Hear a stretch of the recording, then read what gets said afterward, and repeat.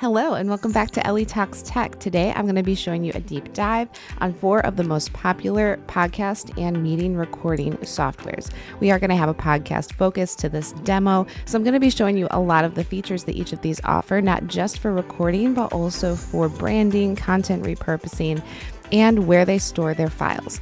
So today we're going to be taking a look at Zoom, StreamYard, Riverside, and Anchor. Let's get into it. First, we'll be taking a look at Zoom. When you're using Zoom for a podcast, it's just like running a meeting. You can host with video on, join with computer audio, and then I'm going to just switch to the microphone here. Yep. So what we're going to be doing is just inviting people like you normally would. You click invite, send them an email, and they'll hop in the studio with you.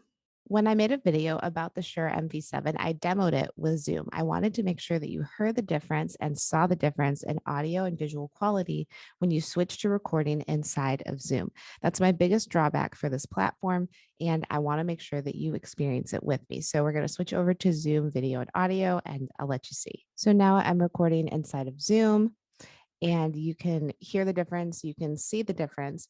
Now, because I have this pretty well lit, you can see the bags under my eyes. You can see all the details. But the actual quality of the video is normally about 720 resolution versus 1080p, 4K, that kind of thing. Next, let's take a look at Riverside.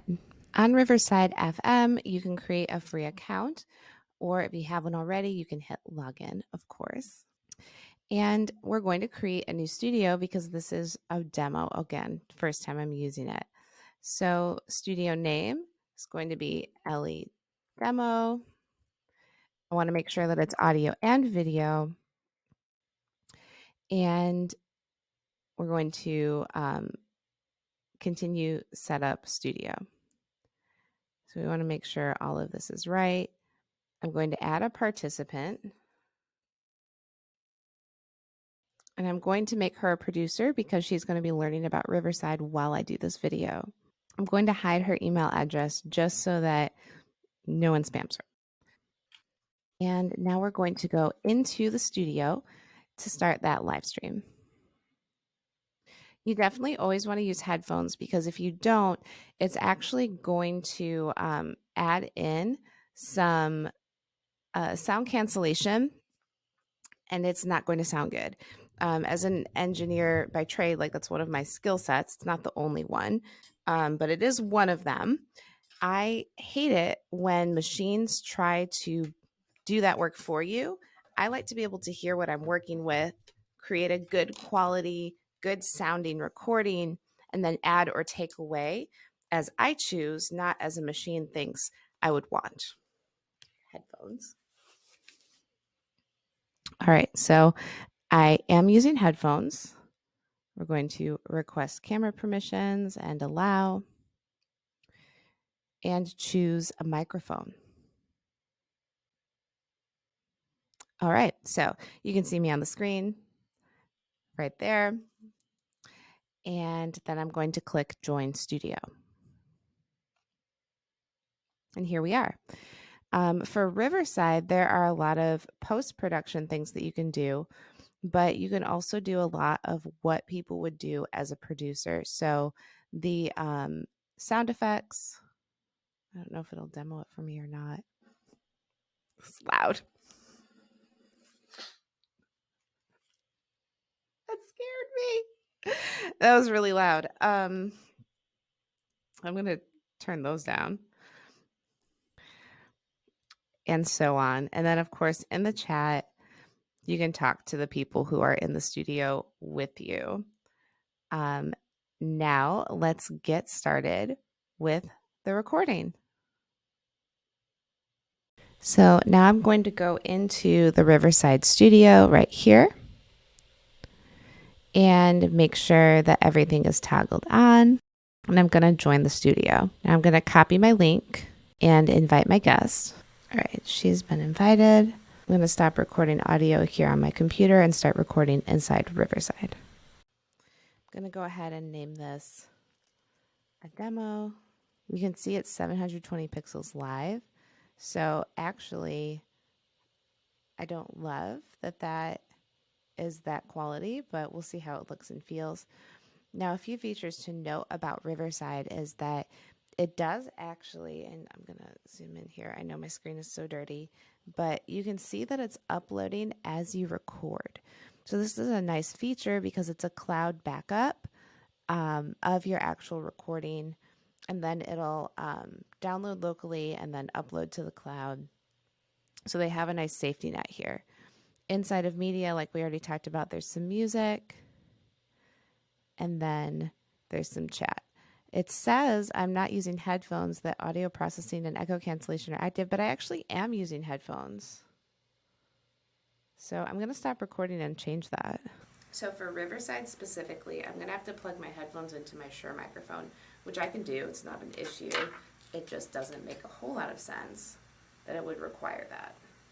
When you are using Riverside without headphones, if you don't have on echo cancellation, then the other person, everything they say will be recorded back. So it'll be like there's an echo of what they're saying. If you use it without headphones, you definitely want to turn that on. And then if you do have headphones, you don't need to. What I was mostly doing here with you is I wanted to make sure that people could experience and you could experience what the recording quality looks like. Now, what I'm going to do to simulate a Bluetooth microphone dropping is actually unplug the microphone that I'm recording with and see if it continues recording. Now you're not. So I've unplugged my headphone to simulate dropping a Bluetooth recording, and it's not allowing me to correct. One second. So I'm going to hit refresh and see if it'll let me do it. Okay, so it kicked me out of the studio when I disconnected my microphone and stopped recording. So that is something to definitely be aware of when we're using Riverside, is if a Bluetooth connection drops, it will stop recording.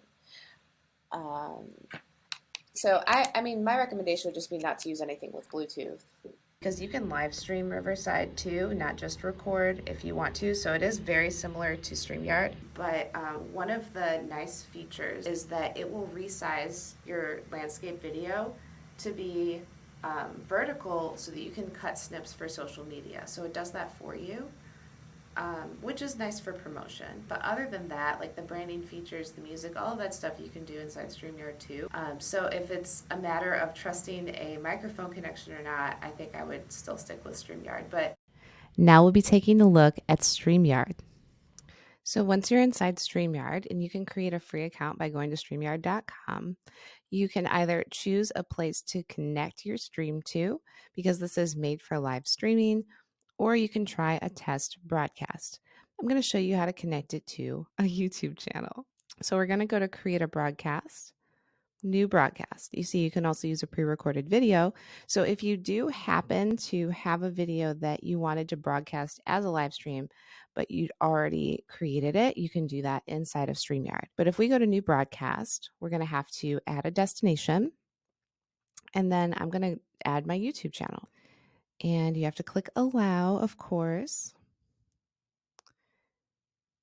And now you have to enable it. So I'm going to go ahead and do that, the live button, and you're going to set up the live studio. Okay, so now that my channel is connected, I'm going to name it Ellie's StreamYard Demo Test. And because this is a test, I'm going to make it unlisted. Creating the broadcast here, and you can see a display name as well as my face. So I'm going to do that and enter the studio. Now that I'm inside the studio, you can see that there are some options here.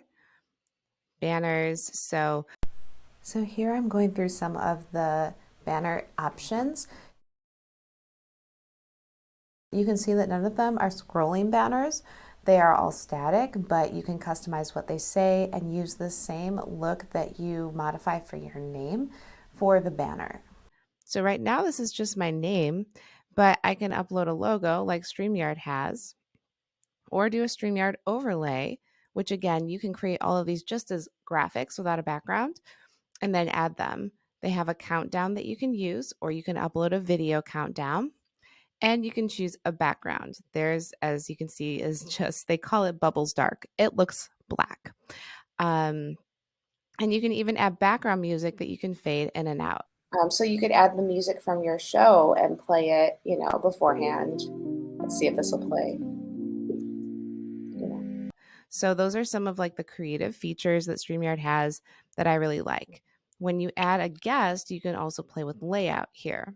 And then in private chat, you can talk to anyone in the stream who's joined with a link versus watching it live on the platform you're streaming to. Here I'm showing my guest, Janae, how to add and remove someone from a live stream when you're the admin of the broadcast. Once you let them into the space, you see them grayed out in that little box, and then you just click on them to add or remove. You can also see at the bottom of the StreamYard tab, there's an invite button that generates a link, or you can email someone an invite so that they can join your live stream or recording. So you see the big box that has all the brand information, and then there's a tinier sidebar to the right of it that has like comments, banners, brand, and private chat. Now we're going to take a look at Anchor FM's in-app podcasting recording feature. So Anchor actually allows you inside their cell phone app to record a podcast with a guest. It's not video, but it's audio.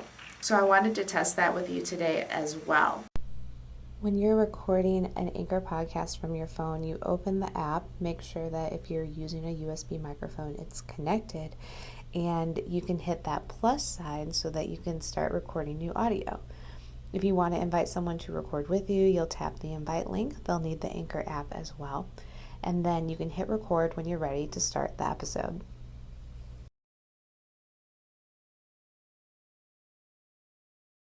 Oh. Yep, I'm on there. Fine. Okay, I'm gonna end this. Okay, so now we're inside Anchor. Okay, I can hear you and you can hear me. That's good. Mm-hmm. So with Anchor, I always recommend same thing, using headphones with a microphone to make sure that it's a good recording. Okay. So if you're using like the microphone that I have on today, it has a USB input and a headphone jack. So you could literally connect that to your cell phone, and then you'd be able to use that high quality microphone as well as headphones. But I just have you on speakerphone right now for this demo. Okay, I'm trying to connect these headphones right now. Okay, in fact, I'll connect some headphones too, just to see how that works. All right, so in Anchor, what I did is, have you ever just recorded a podcast directly into Anchor, or is this your first time doing a recording feature here? Yeah, this is the first time me doing a recording feature here. Okay, cool. When you open the app, there's an option to create a new episode. And so all I did was I picked that option, and then immediately I could hit record, or I could invite friends. So when I invited you, when you joined, it started recording. Okay. It started automatically? Yeah. And so that's all I had to do. So it will record the whole conversation when you're talking to your guest after they've joined. And then what it does, because I have a client who is remote, but they record in Anchor. So I have their login. It stores all of the audio that you record in your library. So you can edit it after the fact, or add music or whatever, and then upload it as an actual podcast. Okay. You can't record video in Anchor. So for your podcast specifically, it wouldn't be a good option. But for people who are doing just audio, it would be. This is Ellie from the future giving you my final thoughts on these different podcasting platforms. Now you can see I'm using a lapel mic instead of this microphone simply for the sake of convenience, because I realized I didn't give you my final thoughts when I was editing the video. So here they are. If you are looking for a really easy way to get a high quality recording with a guest, I did find that Riverside had the best quality. Now, it will definitely depend on your bandwidth and the camera and the microphone that you're using, but as far as degrading the quality because of the application or the streaming bandwidth, Riverside did the best. StreamYard is my second pick, but it still wasn't as good as Riverside. And then Zoom really compresses video and audio as soon as it goes into the system. So it's always going to sound a little lower quality. Anchor, of course, did a good job of capturing audio, but there's no option for video. So if you do have a video cast, not just an audio podcast, it's not going to be a good solution for you. The other option is, of course, recording separately and locally, so on a camera like this with a microphone, and then having a guest wherever they are send you those files. That's the best way to assure quality, but it's not very convenient. So I do recommend using a platform. It may not be free, but it's going to be a higher quality streaming rate like StreamYard or Riverside. And then you have the added perks of immediate branding. Riverside will package your video for social media so you can share snips. So there are a lot of perks to those platforms. The only drawback is if you're using a Bluetooth microphone with Riverside, you could lose part of your recording if that microphone disconnects, or if like your Bluetooth headphones start to die like an Apple headphone. That happened to me actually when I was a guest somewhere. So keep that in mind. Try to avoid Bluetooth to get a better quality recording, and then see which platform suits you and your budget best. You can check them all out in the links below. Again, I don't get paid anything for this, but I like informing you guys and giving you the tools that you need to create what you want to create, and let me know what platform you record your podcast on. I'm looking forward to hearing from you. Give this video a thumbs up if it helped you. Go ahead and hit subscribe if you haven't already. We do 2 videos a week plus some fun shorts here and there. And of course, send it to a friend if you feel like this information would help them too. I really appreciate it, and I'll see you back here real soon. Bye.